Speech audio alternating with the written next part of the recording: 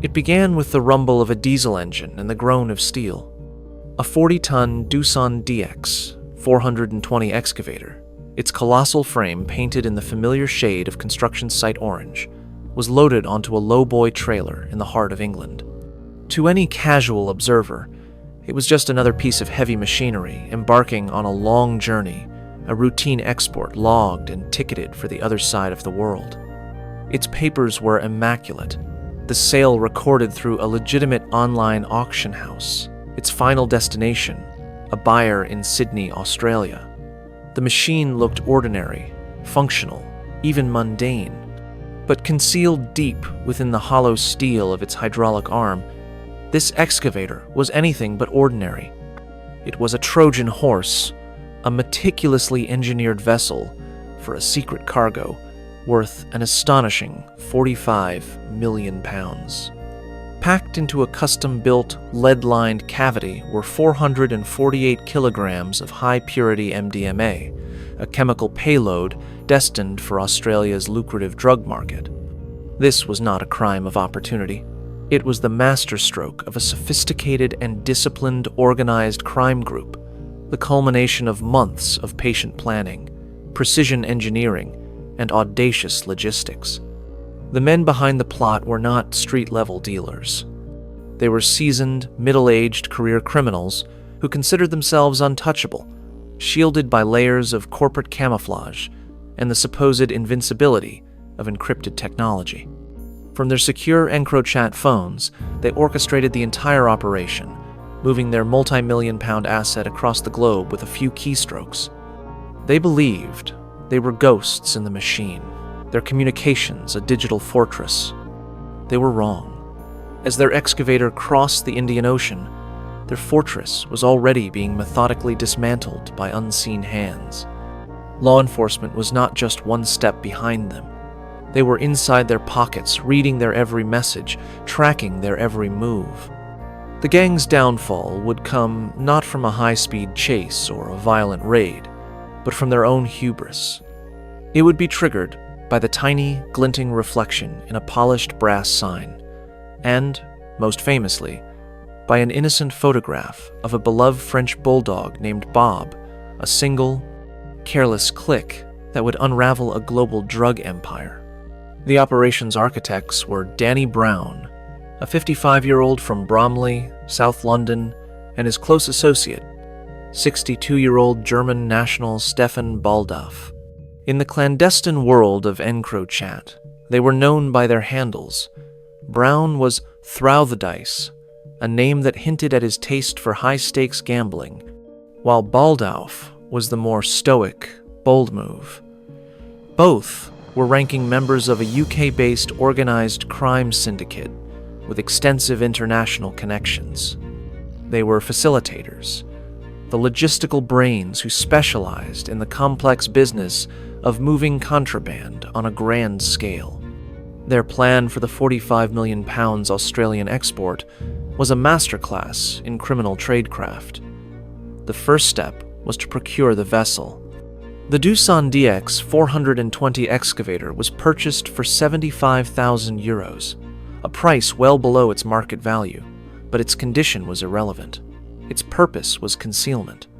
To give the transaction a bulletproof alibi, the gang listed the machine for sale on Iron Planet, a respected and widely used global marketplace for heavy industrial equipment. This wasn't just a cover story, it was a fully interactive piece of theater. Their contacts in Australia would place the winning bid in the public auction, ensuring the excavator's export was underpinned by a legitimate, verifiable commercial paper trail. However, their clever ruse almost backfired immediately. The listing proved too attractive, and legitimate construction firms began watching the auction, threatening to outbid the gang's designated buyers. Panic flared through the EncroChat network. It was another key member of the UK cell, 50-year-old Leon Riley, who sounded the alarm. From his base in Liverpool, Riley, whose company Mizzen Equipment was a crucial cog in the logistical machine, warned Throuthdice that they were about to lose control of their prize. A swift change of plan was needed. The gang pulled the auction. Brown and Baldoff orchestrated the excavator's immediate removal from its location in Leeds and had it transported south to a more secure and discreet environment, an industrial unit on a drab estate in Grays, Essex. This warehouse was provided by 63-year-old William Sarton, a man with a prior conviction for smuggling cannabis and a trusted associate of the group. Here, in this private space, away from the unpredictable world of online auctions and prying eyes, the real work could begin.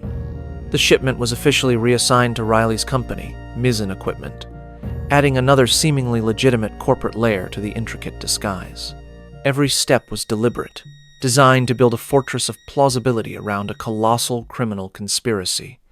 Inside the anonymous Gray's warehouse, under the cold, humming glare of fluorescent strip lights, the excavator was subjected to a remarkable transformation.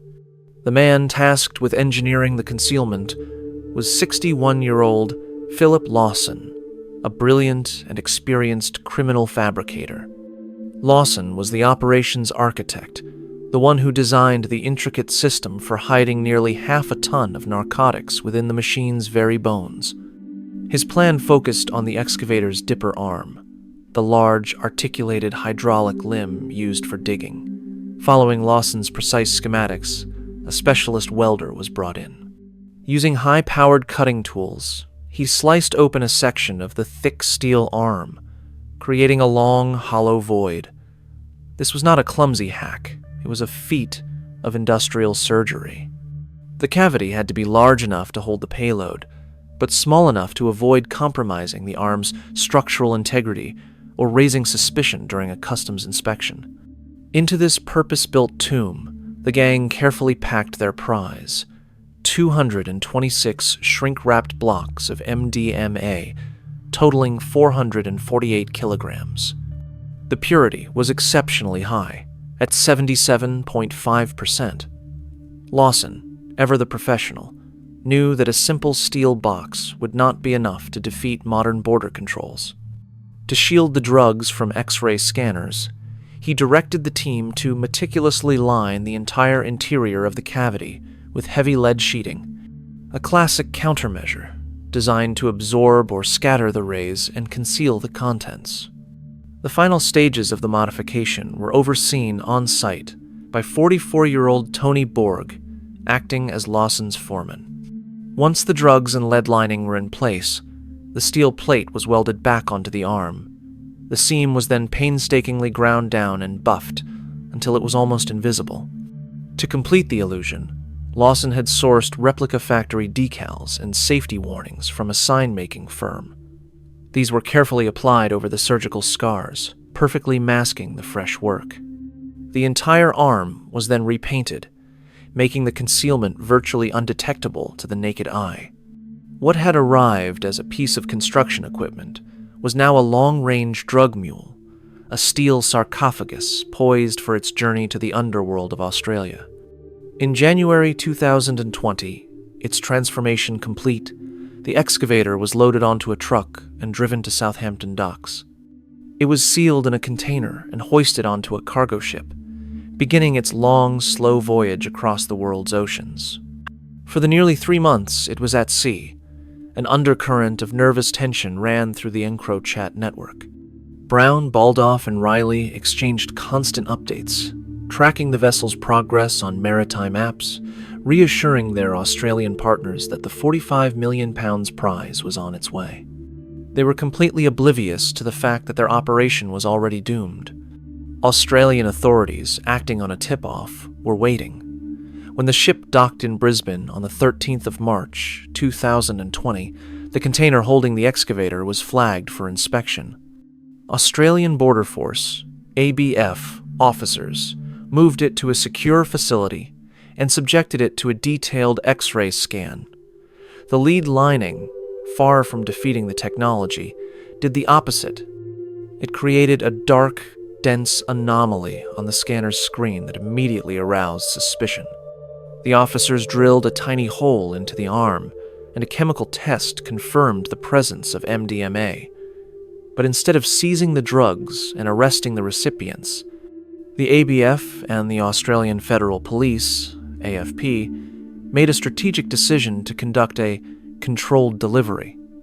This would allow them to identify the entire Australian cell. In a painstaking operation, they cut open the arm, removed all 448 kilos of drugs, and carefully welded it shut again, reapplying the replica stickers to hide their work. Before sending it on its way, they installed a covert GPS tracker and a hidden listening device inside the operator's cab. The hollowed-out excavator was cleared and trucked to its final destination in Blacktown, a suburb west of Sydney. There, on May 18, the Australian end of the conspiracy, 42-year-old construction worker Tony Gurges and 34-year-old plumber Raymond Lipovac arrived to claim their prize. They came prepared with angle grinders, drills, and the cutting diagrams supplied by Philip Lawson. The hidden microphone in the cab recorded everything. "We're going to have to dig a big hole and put the excavator in it," one was heard saying as they maneuvered the machine to shield their activities from the street. They cut into the arm exactly where Lawson had instructed. They expected to find a fortune. Instead, they found nothing but hollow, empty steel. The listening device captured their disbelief, turning to sheer panic. "There's nothing here, bro. Look!" one exclaimed. They spent the next 3 days returning to the site, cutting more holes in the machine in a desperate and frantic search. They sent photos of the empty, mangled arm back to the UK. The news was met with fury and disbelief in the EncroChat group. Brown and Baldoff were incandescent, accusing their Australian partners of incompetence, or worse, of trying to steal the shipment. "That's a f***ing joke," one message read. They sent more detailed instructions, convinced the drugs must still be there, but the Australian end had gone silent. The plot had not just failed, it had evaporated, leaving behind a torrent of panicked, incriminating messages and a very confused and frightened crew in Sydney, all of it being monitored, read, and recorded by law enforcement. The criminals' absolute faith in EncroChat was the foundation of their confidence. The Dutch-made platform offered military-grade, end-to-end encryption, with features like a remote kill code that could wipe a device clean if it was seized. It was marketed to the underworld as uncrackable. For a subscription of £1, $500 for a 6-month contract, criminals believed they could communicate with total impunity. This belief was shattered in early 2020 when a joint French-Dutch investigation successfully placed a technical device inside EncroChat's servers, effectively turning the entire network into a law enforcement goldmine. In the UK, the National Crime Agency, NCA, launched Operation Venetic to manage the torrent of intelligence. For months, North Carolina A officers had a live, real-time window into the secret workings of the country's most dangerous, organized crime groups. They were watching the excavator plot unfold from the very beginning. As the plan began to collapse after the discovery of the empty machine, the gang's panicked messages provided investigators with an unprecedented, unvarnished account of the conspiracy in the criminals' own words. It was in this flood of data that the fatal mistakes were made. Danny Throuth-Dice Brown, in a moment of casual pride, sent a picture of his new French bulldog, Bob, to Stefan Baldoff. It was a seemingly innocuous act, but for the meticulous NCA investigators analyzing every pixel of data, it was a breakthrough. Zooming in on the photograph, they could just make out a tiny metal tag hanging from Bob's collar. With enhancement, they were able to read the phone number engraved on it. The number belonged to Brown's partner, providing the first concrete real-world link to the anonymous Throuth-Dice handle. The digital blunders kept coming. In another message, Brown sent a picture of his television to the group, but his own faint reflection was visible on the dark screen. Baldoff, bold move, made an identical error. He shared a photo of a brass door sign he was admiring, and caught clearly in its polished, curved surface was the reflection of his own face. For investigators, these were the eureka moments. The encrypted handles that had provided a shield of anonymity were now inextricably linked to the faces and personal details of the men using them. combined with GPS data from their handsets, which placed them at key locations like the Gray's warehouse. The NCA had built a case that was not just compelling, but irrefutable. The technology the gang believed made them invisible had, in fact, made them the unwitting stars of their own downfall. With the evidence mounting and the conspiracy laid bare, the NCA began to move. The takedown was quiet and methodical. On the 15th of June, 2020, a surveillance team tracked Danny Brown and Stefan Baldoff to Putney in southwest London and arrested them both. Baldoff was also charged with illegal entry into the UK, having previously been deported. The dominoes began to fall quickly after that. Peter Murray, the 59-year-old transport manager, was arrested outside his home in Greenwich. Leon Riley was detained in Liverpool. Tony Borg and Philip Lawson, the architect of the concealment, were also taken into custody in the following weeks. The final piece of the UK puzzle fell into place with the arrest of William Sarton, the man who had provided the warehouse in Grays. The entire UK network was systematically dismantled. Meanwhile, Australian police, armed with the damning audio from the excavator's cab, arrested Tony Gerges and Raymond Lipovac. Gerges claimed he was an unwitting dupe, but the evidence proved otherwise. He was sentenced to 8 years in prison. Lipovac claimed he had been forced into the job by a biker gang to pay off his late brother's debt and received a lesser sentence of 4 years. On the 6th of December, 2022, the 7 members of the UK gang stood before a judge at Kingston Crown Court. The prosecution detailed what they described as a sophisticated, well-resourced, and determined conspiracy to import a vast quantity of Class A drugs. The defense teams argued that the EncroChat evidence, the cornerstone of the case, had been obtained unlawfully. The judge rejected their claims, ruling the data admissible. The jury agreed, finding all 7 men guilty. The judge handed down sentences that reflected the gravity of their crimes. Stefan Baldoff, described as a key organizer, received the longest sentence, 28 years. Danny Brown, his partner in crime, was sentenced to 26 years. Leon Riley and Peter Murray, the logistics specialists, both received 24 years. Philip Lawson, the engineer of the hide, and William Sarton, who provided the workshop, were both sentenced to 23 years. Tony Borg, the on-site supervisor, received 15 years. The judge noted the unprecedented nature of the concealment method and the gang's determination. The long prison terms marked the definitive end of their criminal careers, and the successful conclusion of a landmark international investigation. For the National Crime Agency, imprisoning the gang was only half the victory. The other half was dismantling the financial empire they had built and hoped to expand. Under the UK's powerful Proceeds of Crime Act, POCA, investigators began the arduous process of forensic accounting, tracing the criminals' assets to strip them of their ill-gotten gains.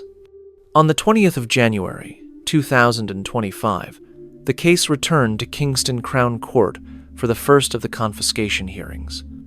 Stefan Baldoff, appearing via video link from prison, was ordered to pay back an astonishing £1,007,637.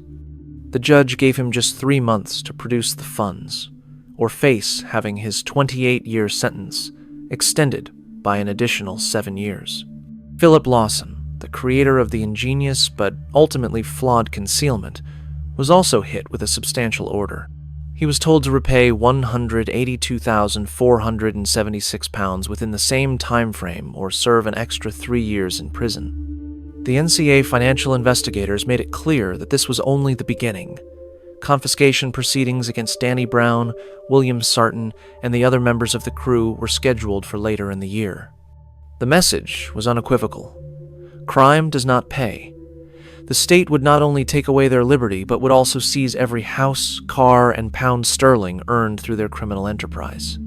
The money recovered from the gang would be channeled back into the public purse, a portion of it dedicated directly to funding future crime prevention initiatives and police operations. It was a fitting final irony. The vast profits the gang had dreamed of, the £45 million that had driven their meticulous planning and audacious gamble, would now be used to fund the very forces that had brought them down. The empire built on encrypted messages and a hollowed-out excavator was not just in ruins. Its rubble was being used to reinforce the walls of justice.